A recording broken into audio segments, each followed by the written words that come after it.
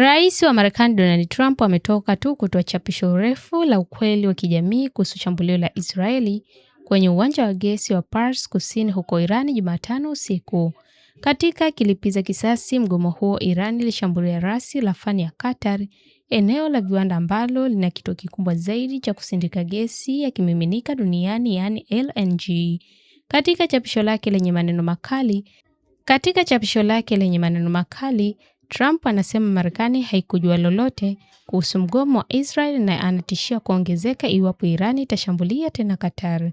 Kwa hasira kwa kile kilichotokea Mashariki ya Kati, Israel ilikemea vikali, Trump anaandika. Anaendelea kusema, Marekani haikujua lolote kuhusu shambulio hili mahususi na nchi ya Qatar haikuhusika kwa njia yoyote, sura au umbo, wala haikuwa na wazo lolote kwamba ingetokea, lakini Irani haikujua hili. Trump anaandika na kwamba mashambulizi yake ya kulipiza kisasi kwa ras lafan ya Qatar yalifanywa bila uhalali na sivyo haki.